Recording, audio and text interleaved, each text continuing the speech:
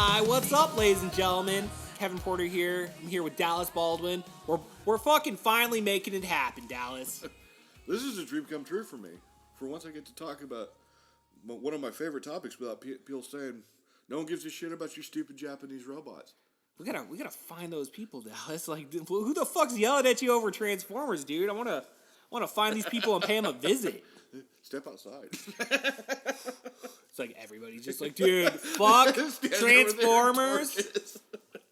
This cartoon habit needs to die today, and then we just transform into like cars and run away, dude. You know, Brandon shows up, he transforms into fucking a gun, and we're just like pop, pop, pop. We miss every single time.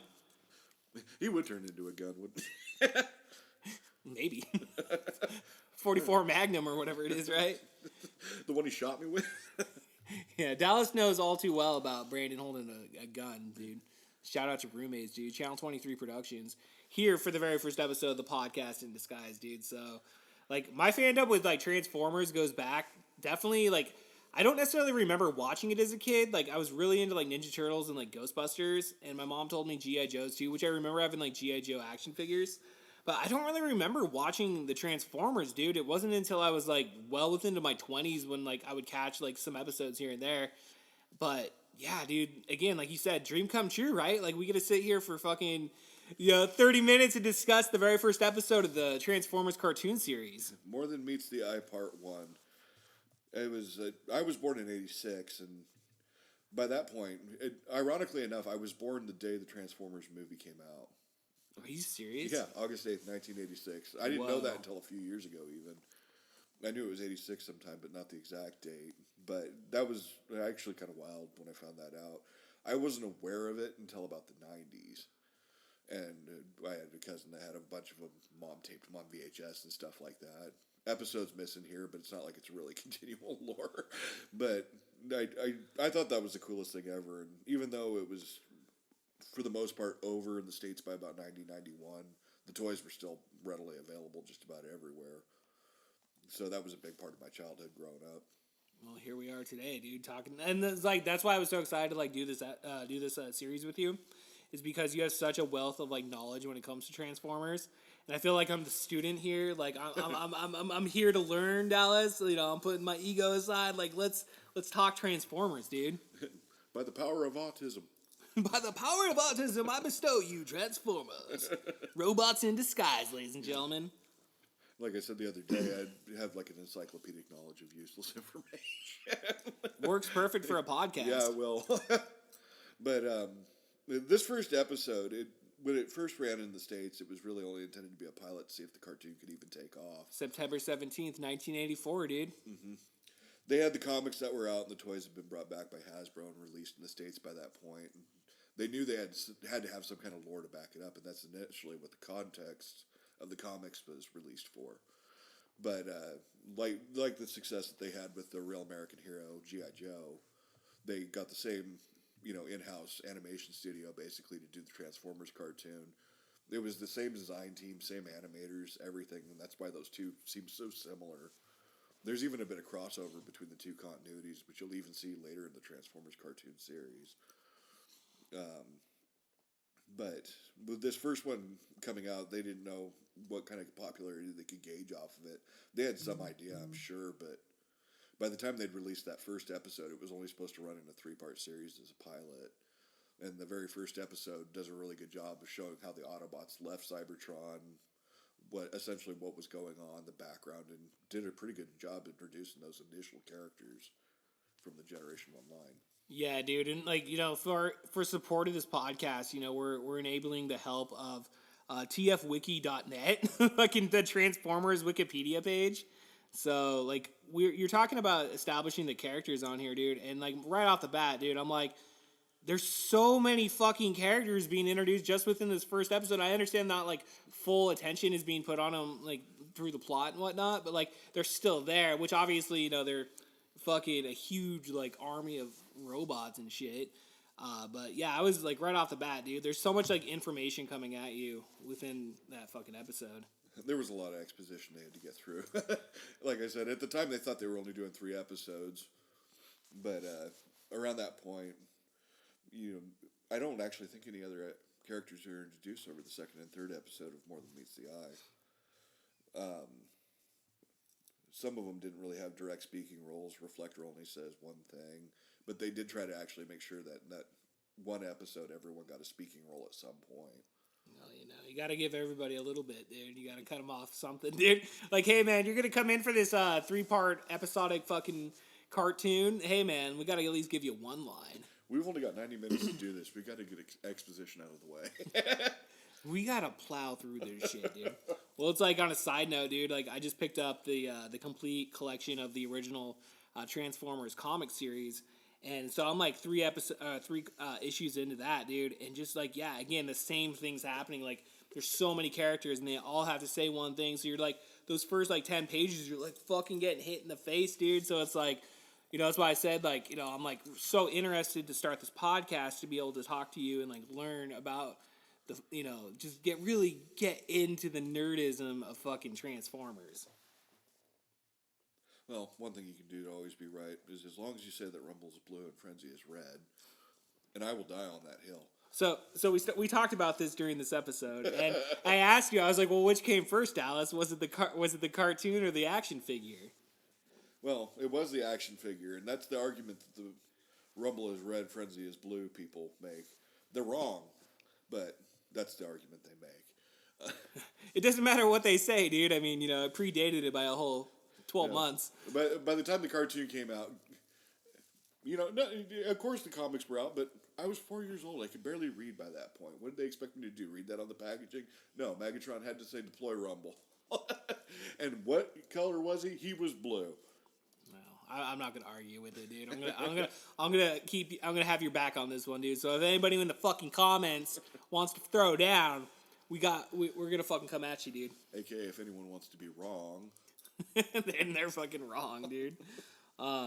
Yeah, this first episode, dude. It's like I know when we were sitting there and we watched this episode back, like we both like noticed and commented on the artwork that they have in place there, showing like showing Cybertron, right? And like just how beautiful, and like again we were talking about like there was like computer effects back then, but like it was so expensive and whatnot, dude. And just like to me, it's like just so nostalgic to like see that, or like you see like a matte painting in a movie or something like that. Like I don't know, dude. They just don't do it like that anymore. And it's like, don't get me wrong. I mean, like your fucking green screen effects, they're cool. I mean, shit looks cool as fuck today. And you can make it a lot easier and faster. But nonetheless, dude, like that, the time and effort that goes into making a fucking 1980s fucking cartoon for children, like it's fucking amazing, dude. Modern day stuff with the CGI and everything like that kind of lacks imagination. Floro Derry, one of the primary animators for the cartoon series, it's a name that no one knows, but everybody's seen his work. If you watched any kind of cartoons from the 80s or early 90s, he was involved in it in some way or another, typically. Bob Budiansky, one of the execs, had actually dictated him to do the series for it. You have that, you'd see it especially in other cartoons too, like G.I. Joe, Inspector Gadget. I get down on Inspector Gadget, dude. I used to watch that all the time, dude. Teenage Mutant Ninja Turtles. That was another name that was involved. Not the same animation studio, but those artists would float between companies wherever work was needed. And that's where you get a lot of that technical detail background that you see in a lot of sci-fi series. And it was such a popular concept, it was even copied by other artists who'd use it in cartoons. X-Men, the 90s era X-Men and Marvel-related shows. But he did the primary animation and a lot of the concept art, basically taking the toys and translating them into an animation model, as well as drawing the backdrops of what Cybertron looked like. And they said, it had to look like a technological world that robots would live on. But he drew this somewhat hollowed-out, machine-looking planet that had crevices and canyons of skyscraper lights. And I always thought that whole imagery that he used for that was really interesting, and you see it several more times throughout the series. It was always something really, really, really cool to look at. Yeah, dude. I like to like smoke a lot of weed and then just like watch that shit, dude. Like watching anything from the fucking 80s, dude. It's always it just sends me on a fucking in the Back to the Future, dude. Back to Oh, the yeah. Past. Back to the Future. I don't know, dude. I'm high as shit as we record this. So it's like, it just trips me out watching it, dude. But when we get into the very first episode here, the More Than Meets the Eye, Part 1. Going through the synopsis on this shit, so it starts off on Cybertron, right? Many million years ago, the Autobots are on the verge of extinction. Eons of war with after eons of war with the fucking Decepticons and shit. They're fucking, these guys are going at each other. Cybertron's in fucking trouble. Let's fucking run it through, dude. Yeah, they mentioned that many millions of years ago, the war started around the point there was a fallout between the Autobots and the Decepticons that were formed by Megatron. The planet itself is, and it's not very well discussed in the series itself, but longtime fans of the series will know that the planet's actually a representation of their god Primus. It's a robot itself. Like the fucking Rock Band, dude? Yeah. Is that where they got there? People Like, have dude, made that joke before, Yeah. too, and it's always funny when you find memes of it. But, the all-encompassing Cybertronian god was Primus, and their devil, Satan equivalent was Unicron, who you'll recognize from the movie. So you had yin and yang, evil and good. And the energy crisis led to a complete depletion of Cybertron's energy resources. So the Autobots decided, instead of continuing the war, they would search out greener pastures, a place where they could live in peace without the war. But Megatron caught on to it and decided to chase them off-world himself. And they got in a huge fight, knocked each other's asses out, and ended up smashed into Mount St. Helens. I think that's so cool how, like, it takes place out in the Pacific Northwest, dude. Like, oh, shit, that's fucking Mount St. Helens, dude. But it's like they say Mount St. Hilary or whatever. I didn't make that connection as a little kid. It was like, okay, I guess all volcanoes start with Saint. They're all named after Saint something. I don't even know who St. Helens is. I just know the mountain. That's a good question. I know. Some Catholic guy. Yeah, dude. Because we live out in Pacific Northwest out here, dude. So it's like, we hear it from our family members that lived through that fucking experience, and it's just like, dude, it turned fucking night in the middle of the fucking day, dude. Like, you got inside your house. My dad told me about that too. It just looked like doom coming over the mountain range when that ash cloud moved in. I mean, who knew that the eruption was caused by a bunch of robots crashing into the side of it? And that's why half that mountain's missing. Oh my god, dude. Are you fucking serious, dude? There was robots in disguise that day, dude. Yeah, that's what they seem to imply from the cartoon, and at least that's what they were trying to imply. But I don't know how many little kids picked up on that, because I sure did. I didn't pick up on that shit until like last fucking week, dude. When I was reading the comic book, dude, I was like, oh shit, dude. No, it is fucking Pacific North, because they straight up say like Oregon, and like they say it happened in Oregon, even though that's fucking Mount Hood or whatever. It's not Mount St. Hilary, dude. Like, I don't think they had a very good geography back in the 80s. Dude, I don't know. Well, like Oregon, Idaho, they're in Washington, it's all the same place. Yeah, I was gonna say it's like they're probably like writing that shit up in Japan or something. They're like, oh yeah, and I was just like, it's just one big landmass, dude. Washington State. Washington State, St. Hilary. No, put it in Oregon. 2 pine trees, forever human. Right. And now we're canceled. It had to happen, dude. It's like, well, shit. Now, because we were joking off Mike about this, about like how long is it going to take us to record and go through the entire complete original series of the Transformers cartoon. And it's going to take a handful of years, but with our dedication, we're going to get through this, dude. We'll be here for you, ladies and gentlemen. 2055, dude. We're calling it, dude. That's when the podcast has to end. You signed your life away, Dallas, when we entered into negotiations onto this project. Hey, if it's talking about robots, I can deal with that. Yeah, dude. It's like, if that's my life sentence, that I have to watch the Transformers day in and day out. It's all I have to watch. More than meets. Yeah, you're having a seizure on the ground. You're like, You've got the cappuccino foam flowing from the face. More than meets. Yeah. They're like, we tried to do everything for Dallas, but he turned into a robot. We had to send him away. He didn't even make the cool sound when he crumpled himself up. It's all like just a straight horror film. You just turn into a robot, you die. You're just like, your body just like dies. You're just like, you're some shitty yellow fucking slug bug, dude. Like, oh damn! I couldn't even in the fucking Lamborghini. Damn it. So, yeah, dude. But So yeah, they crash on Earth, and then what's the folklore? They were there for 4 million years or some Yeah, shit. they say it shifts immediately. They land in prehistoric times, and then immediately shifts 4 million years later. An eruption, a mild eruption of Mount St. Hilary shakes the Ark, the craft that they all ended up on, and that shifts a energizing beam onto Megatron, or onto Skywarp, actually. The purple and black jet that looks just like Starscream. But he wakes up, and then it's like, hey, we're forward in time now. It activates a little spy drone that goes out and starts scanning Earth vehicles and translating that over to the robots themselves, giving them their Earth-based alternate modes. Some of the guys turn into F-15s, some of them are Lamborghinis. One of them has 3 bodies and turns into a Polaroid camera. Yeah, where's the thought process in that, dude? Japan, man. Nowadays it'd be like a fucking cell phone or something. I think there was a version He of... turns into a cell phone and they all just start looking up porn. What the fuck? Don't start jacking off, Megatron, no. I don't know if this is a useful way of generating energy, Megatron. Right.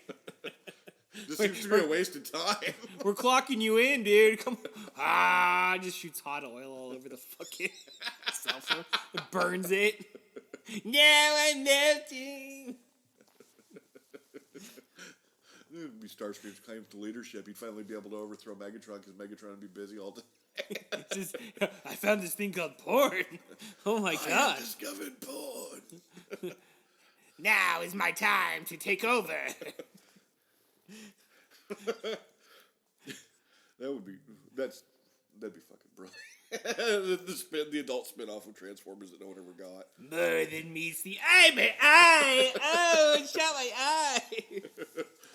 Oh, Starscream comes in, dude. He's like, let me help you, Megatron.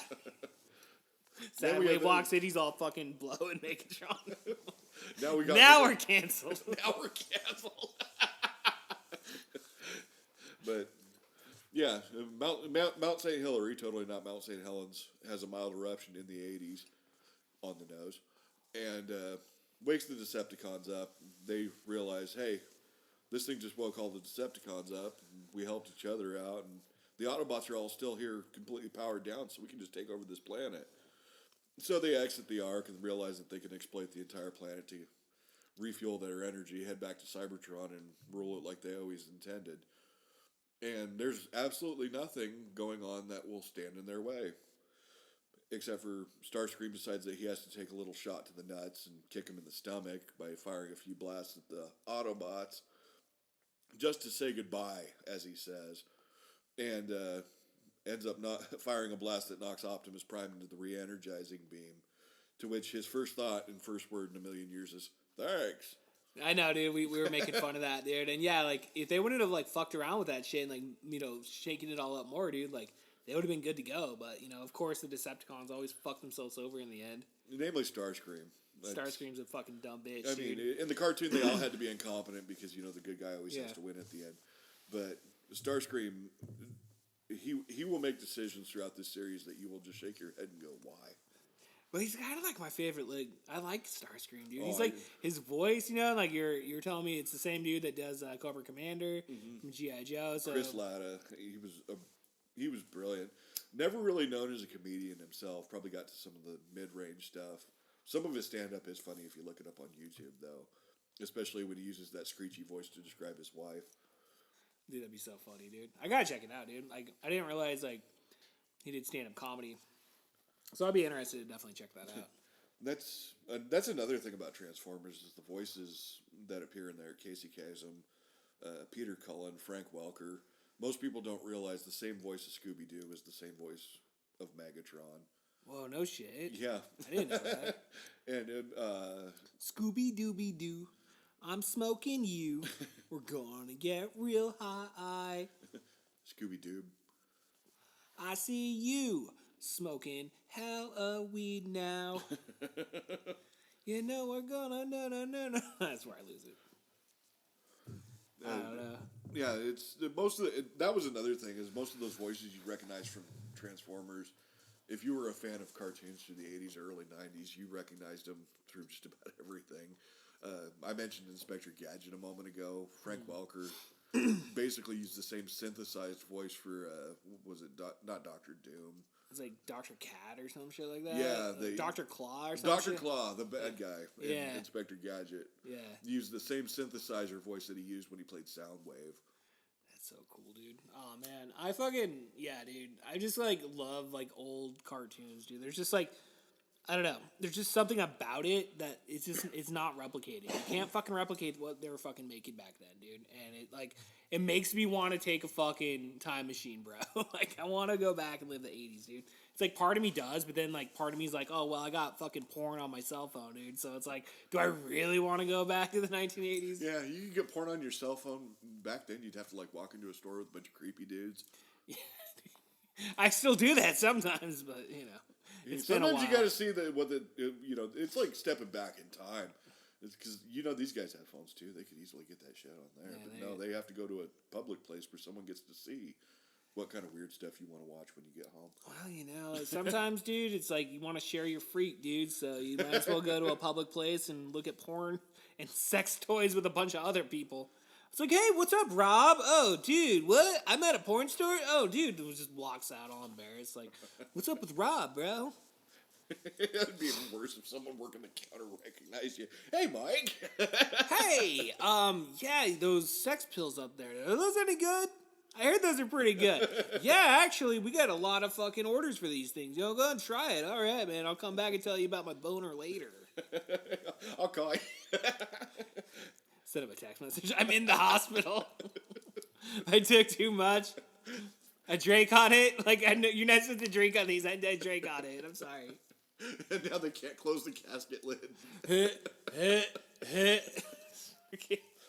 Big old dick, dude. You have to cut a hole in the bottom of it just so they can get it closed. It'd be like a robot dick, dude. You know, that's how you tie that in. More than meets the cock. They made that joke on an episode of Family Guy. Did they? Yeah, instead of the old Apache Chief cartoon. Okay. Apache Chief, he ain't Chuck. He goes, Apache penis, he ain't Chuck. And then it plays the Transformers transforming sound. Fucking, that'd be kind of cool, dude. You get like a robot dick, dude. That's what Elon Musk is going to be coming up with next, dude. Him and fucking Lex Luthor, the dude that ran Amazon or whatever. Jeff Bezos. People will be saying, suck my grok 10 years from now. Prime, Amazon Prime. Where the fuck did he get Prime from? Optimus Prime? Fucking, he wanted to call it that, dude. Lex Luthor will end up with robot dick. Yep. He's already got the mech suit. Elon, I will get you. You look at him, he's bald, he's got that smirk on his face. You add one White Cat, instant Bond villain. And he married some really ugly fucking looking bitch, dude. You think for as much money as he's got, dude, it's like, that's what you're gonna fucking marry, dude? That's what you're gonna fucking marry? It's like, whatever, bro. She's a foreign agent. Yeah, that's his handler, dude. Some ugly bitch. You'll take over America with 2 days shipping. What? I thought you guys like getting your stuff really quick and really fast. It's like, we do, but you're fucking crazy, bro. We're all communists now, but your bread will still get delivered to you within 2 days. Right. We're a communist country now, guys. We've been taken over. The Decepticons have won. Oh no, dude! I'm gonna be fucking Bumblebee, bro. Let's fucking roll, dude. Socialist in disguise. Socialist in disguise. Transformers. Capitalism's gonna die. Capitalism's gonna die. Socialists. Yeah, at least we know that the actual Transformers cartoon wasn't set up that way because that was the Reagan era. Yeah, dude. That's why we could get away with things like G.I. Joe, where everyone shoots lasers at each other. A military-themed, not even trying to not be propaganda. Oh, dude. I like to think when Trump sent in Moderno, dude, it was like fucking Duke and like, Sergeant Slaughter rolling through it, dude. Like, I haven't thought about that, but I'm going to envision that sometimes. You should, dude. Fucking Cobra Commander gets away, dude, but like, they catch Moderno, like he's just like working with, Cobra Commander the whole entire time. As a little kid with no idea of how fiction played into reality, I always just assumed because Sergeant Slaughter was a real guy. Yeah. Because I'd obviously seen wrestling and I'd seen him running around. it's like, well, then obviously G.I. Joe's real, because how would they put him in a cartoon if he wasn't a real guy?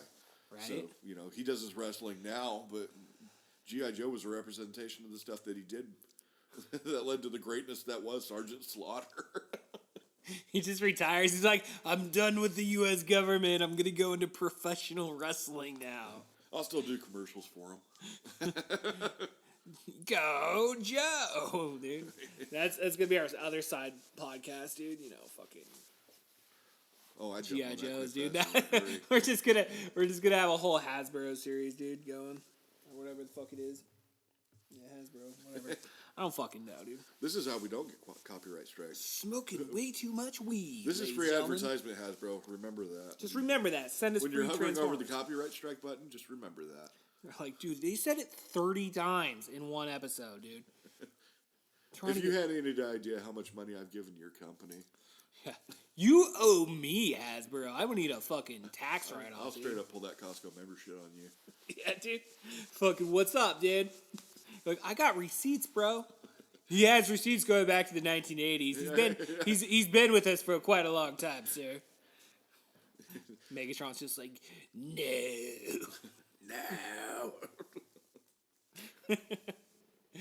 So we get back into the episode here. So the fucking they're all back, dude. They're all back to life and shit. And then they end up trying to take out this. What happens, Dallas?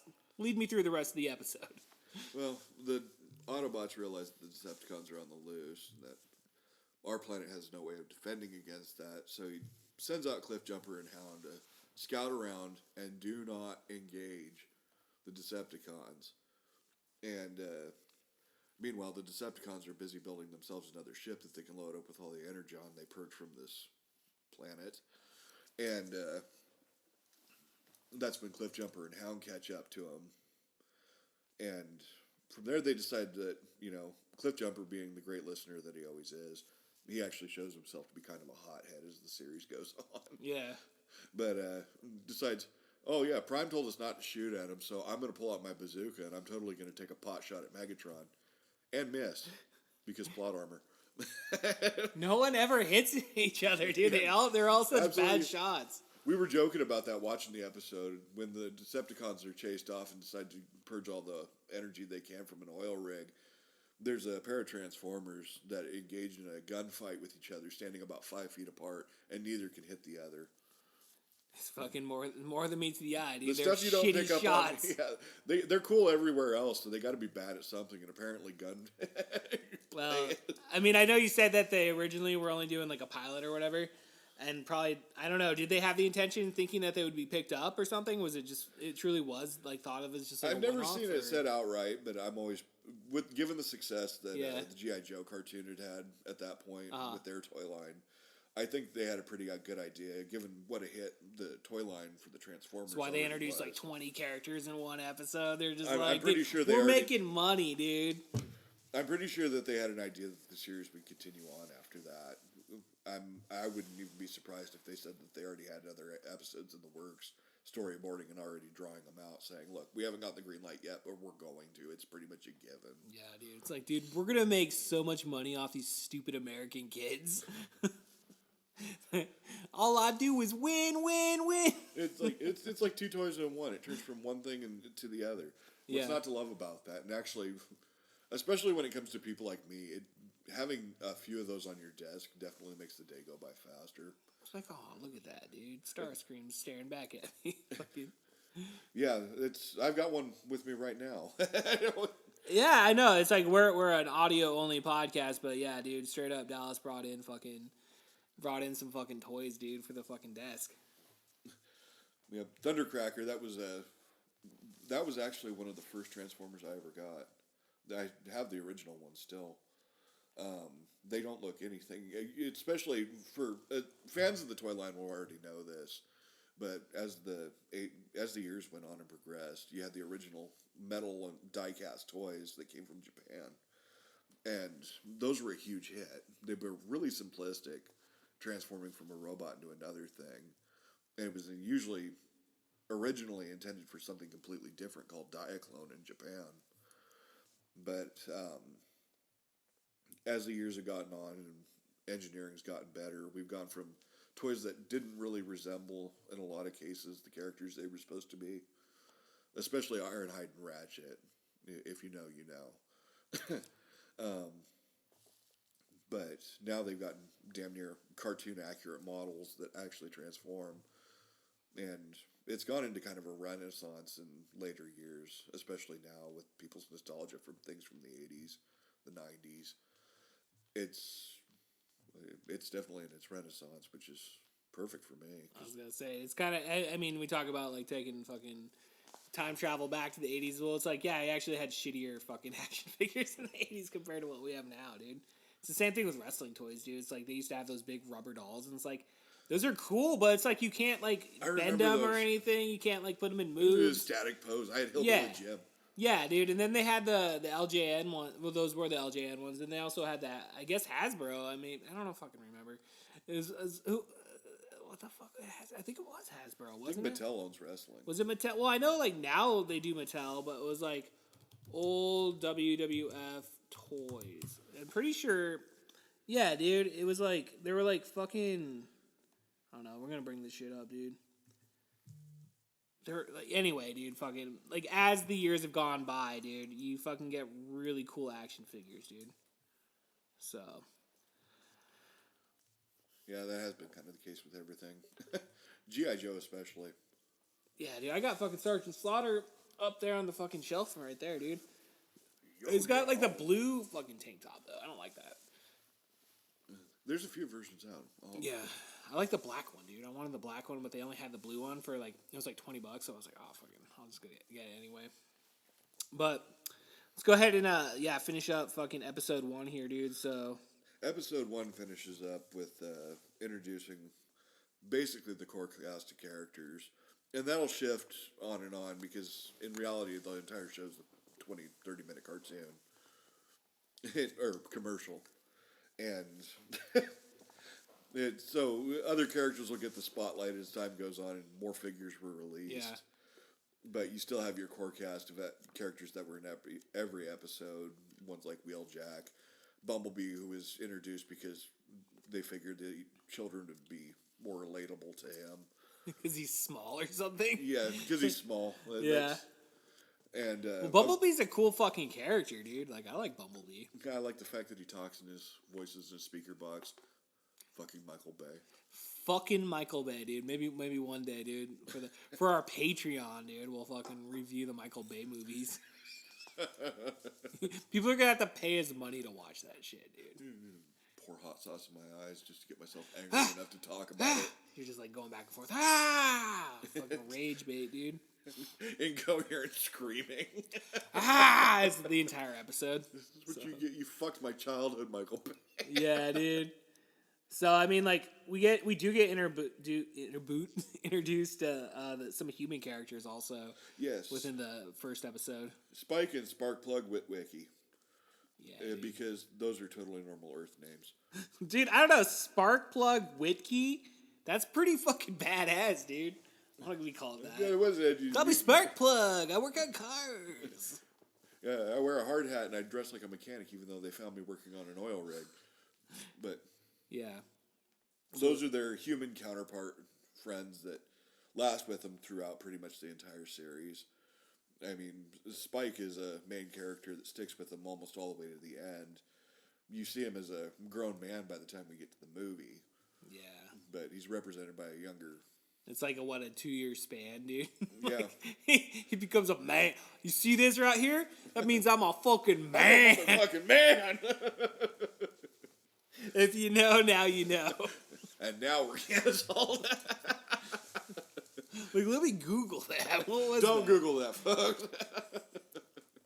Yeah, so we're left on a cliffhanger, though, for episode 1, where the Decepticons fucking blow out the oil. They're like, what, on like some sort of oil tanker or some shit? Yeah, they blow in the middle of out the an oil ocean. rig. Yeah, and then so everybody's falling into the fucking ocean, and Optimus Prime's trying to fucking save Spike and fucking Sparkplug. Yep, he saves those two, and everyone else on the oil rig apparently dies.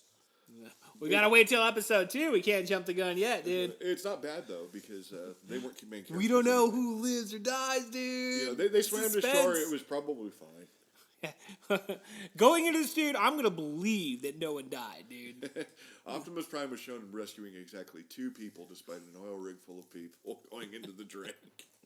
Oh, you know, somebody's gotta go. That's one thing you don't pick up on when you're a kid.